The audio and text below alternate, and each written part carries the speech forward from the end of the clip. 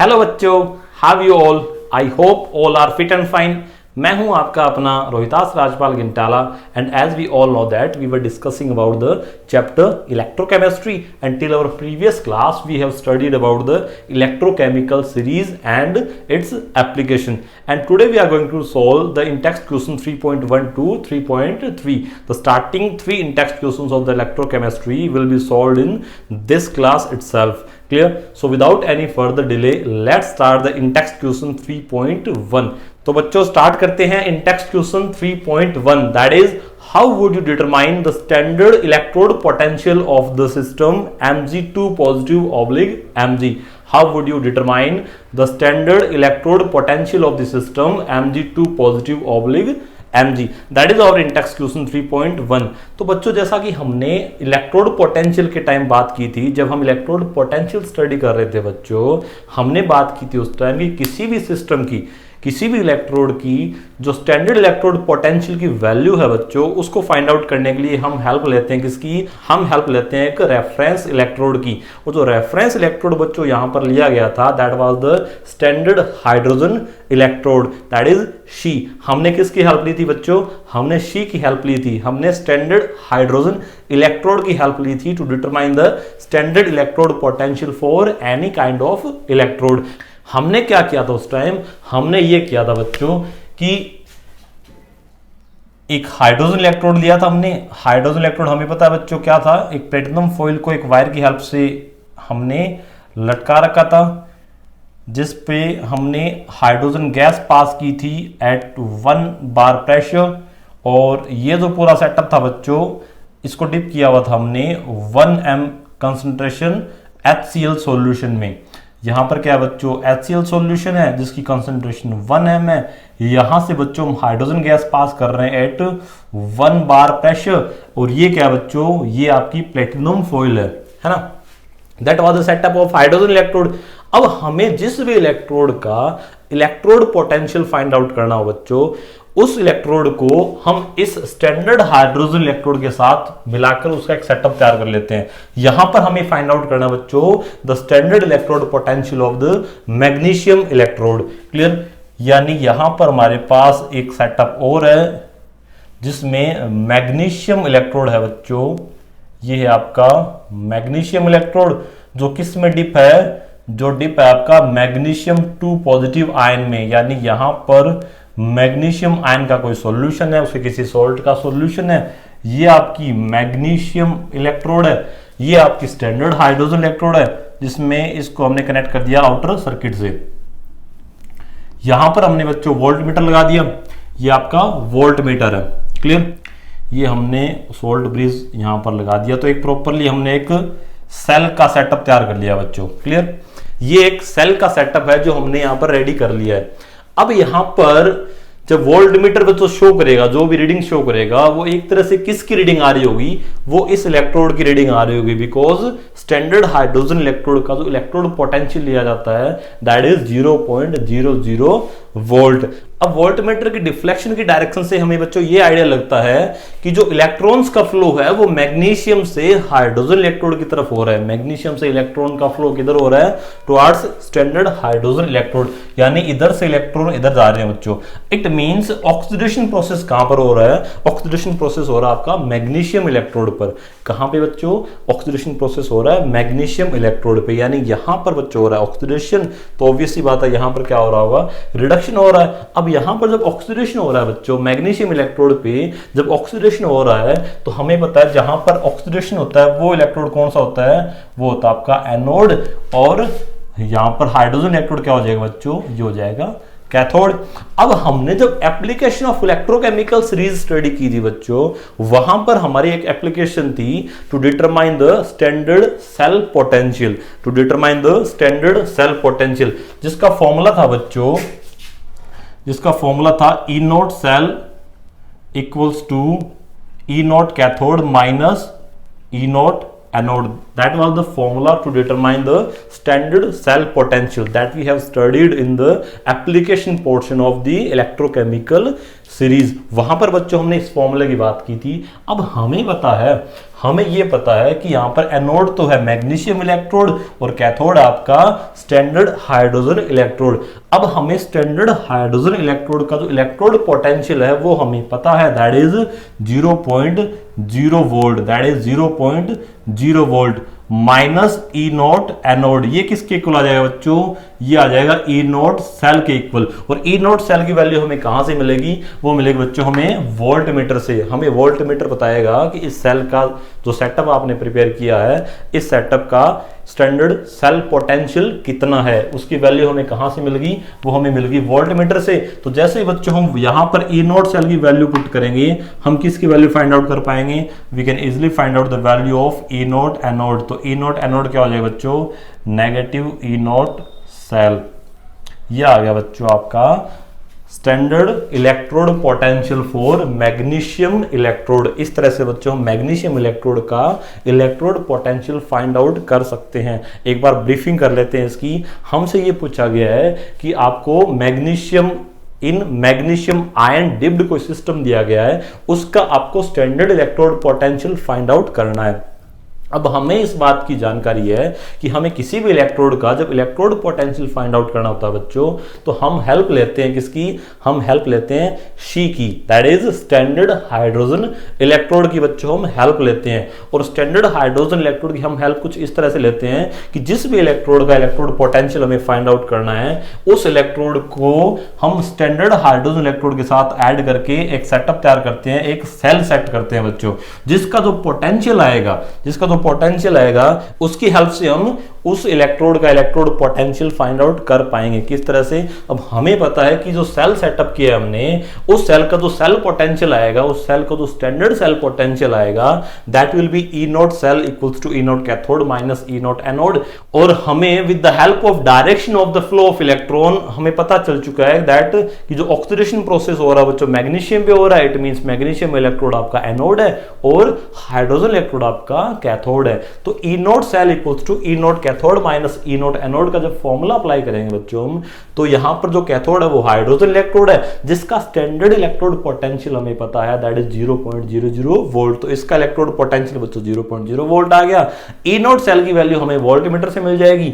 जब ये हम पुट कर देंगे वैल्यू, तो हमें ई नॉट एनोड की वैल्यू मिल पाएगी।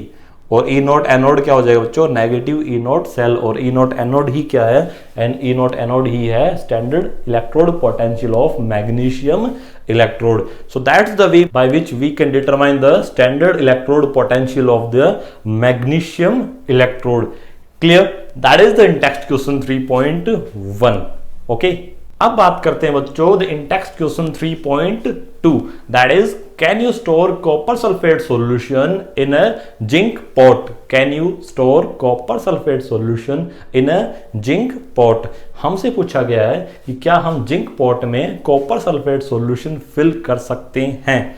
तो बच्चों यदि इतना ही क्वेश्चन लेके चले हम, तो इसका सिंपल सा एक वर्ड का आंसर आता है, दैट इज नहीं, नहीं, नहीं, नो। हम जिंक पॉट में कॉपर सल्फेट सॉल्यूशन फिल नहीं कर सकते। अब क्यों नहीं कर सकते? इसका यदि हमसे रीजन पूछ लिया जाता है बच्चों, यदि हमसे इसका रीजन पूछ लिया जाए कि हम कॉपर सल्फेट सॉल्यूशन को जिंक पॉट में स्टोर क्यों नहीं कर सकते, इसका रीजन बताने के लिए हमें थोड़ी सी चर्चा करनी पड़ेगी बच्चों। एक बार फिर से हम चलते हैं towards the application portion of the electrochemical series. बच्चों जब हम इलेक्ट्रोकेमिकल सीरीज की एप्लीकेशन पार्ट स्टडी कर रहे थे, वहां पर हमने एक एप्लीकेशन डिस्कस की थी, that is to predict the spontaneity of a redox reaction. हमने वहां पर एक एप्लीकेशन की बात की थी बच्चों, to predict the spontaneity of a chemical reaction. और वहां पर बच्चों हमने एक एग्जांपल लिया था, दैट कि हमारे पास कोई दो रिएक्शन है बच्चों, one is the copper plus zinc ion gives copper two ion plus zinc. एक रिएक्शन तो बच्चों ये थी जो हमने वहां पर एज एन एग्जांपल ली थी, और हमने बात की थी कि ये जो रिएक्शन है, इस रिएक्शन में कॉपर का यहां पर ऑक्सीडेशन हो रहा है और जिंक 2 पॉजिटिव आयन का रिडक्शन हो रहा है। कॉपर इलेक्ट्रॉन लूज कर रहा है, जिंक आयंस इलेक्ट्रॉन एक्सेप्ट कर रहे हैं। इट मींस कॉपर जिंक को इलेक्ट्रॉन दे रहा है, कॉपर जिंक को इलेक्ट्रॉन दे रहा है। ये बात हमने वहां पे की थी। बट हमें पता है, हमें इस बात का पता है बच्चों कि कॉपर जो है वो इलेक्ट्रोकेमिकल सीरीज में जिंक से ऊपर आता है। कॉपर जो है वो इलेक्ट्रोकेमिकल सीरीज में जिंक से ऊपर आता है। अब जो स्पीसीज ऊपर आती है इलेक्ट्रोकेमिकल सीरीज में, वो अपने से नीचे वालों को इलेक्ट्रॉन नहीं दे सकती in the spontaneous way.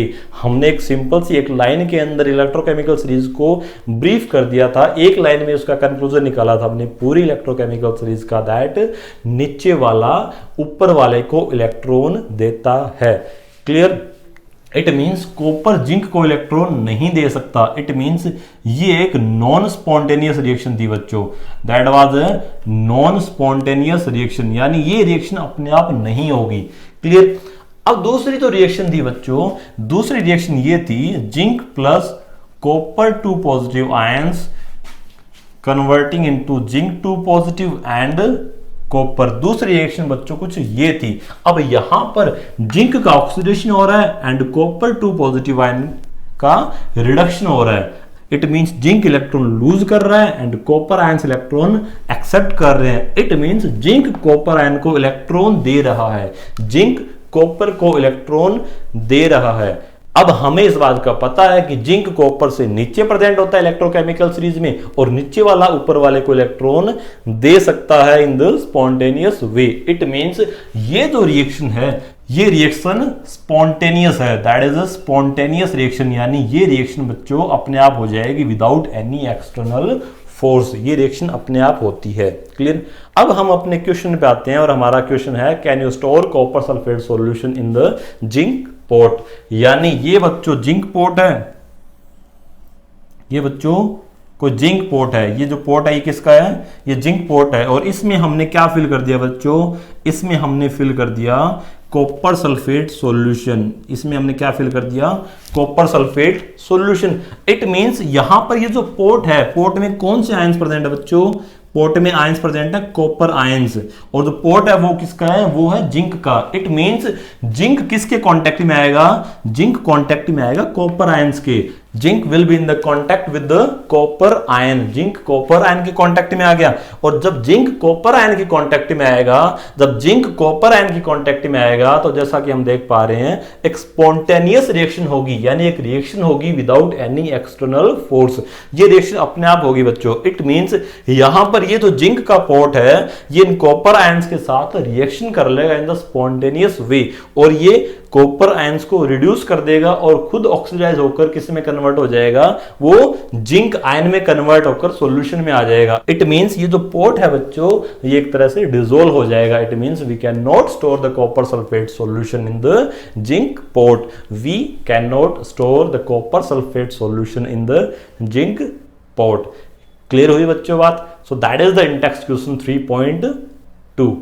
Clear? अब हम बात करें बच्चों about the in-text question 3.3, that is consult the table of standard electrode potentials and suggest 3 substances that can oxidize ferrous ions under suitable conditions.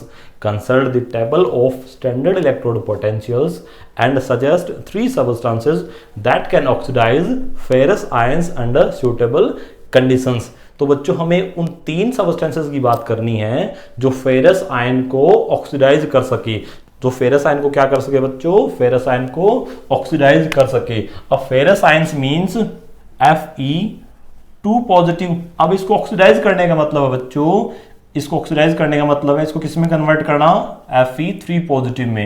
एक इलेक्ट्रॉन ये loose करेगा, यानी ये रिएक्शन बच्चों में प्रोसीड करवानी है। यानी फेरस आयन को क्या करवाना है? फेरस आयन को करवाना है ऑक्सीडाइज। फेरस आयन को ऑक्सीडाइज करवाना है। अब फेरस आयन को ऑक्सीडाइज करवाने का मतलब बच्चों फेरस आयन से इलेक्ट्रॉन लेना है ना। कोई भी स्पीसीज जो फेरस आयन से इलेक्ट्रॉन एक्सेप्ट करेगी, वो फेरस आयन का क्या करेगी? फेरस आयन का वो ऑक्सीडेशन करेगी। इट मींस हमें क्या रिक्वायर्ड है? हमें रिक्वायर्ड है ऑक्सीडाइजिंग एजेंट्स। हमें क्या चाहिए बच्चों? हमें चाहिए ऑक्सीडाइजिंग एजेंट्स जो फेरस आयन से क्या ले सकें, इलेक्ट्रॉन्स ले सकें, या फिर हम यूं कहें कि जिनको फेरस आयन इलेक्ट्रॉन दे सके उन स्पीशीज को फेरस आयन क्या करे, फेरस आयन उनको इलेक्ट्रॉन दे दे। अब जब इलेक्ट्रॉन के एक्सचेंज की बात आती है बच्चों, तो हम एक बार फिर से रुक करते हैं टुवर्ड्स इलेक्ट्रोकेमिकल सीरीज, जिसको हमने एक लाइन में समराइज कर रखा है, जिसका कंक्लूजन हमने एक लाइन में निकाल रखा है, दैट नीचे वाला ऊपर वाले को इलेक्ट्रॉन देता है, नीचे वाला ऊपर वाले को इलेक्ट्रॉन देता है। ये उस पूरी इलेक्ट्रोकेमिकल सीरीज का कंक्लूजन है बच्चों, है ना। तो यहां पर क्या हो रहा है बच्चों, यहां पर ये हो रहा है कि फेरस आयन जो है वो इलेक्ट्रॉन देंगे, फेरस आयन इलेक्ट्रॉन देंगे तभी इसका ऑक्सीडेशन होगा। अब हमें पता है कि इलेक्ट्रॉन कौन किसको दे सकता है, इलेक्ट्रॉन नीचे वाला ऊपर वाले को इलेक्ट्रॉन दे सकता है। इट मींस फेरस आयन जो है वो किसको इलेक्ट्रॉन दे पाएंगे, फेरस आयन इलेक्ट्रॉन दे पाएंगे अपने से ऊपर वाले इलेक्ट्रोड्स को।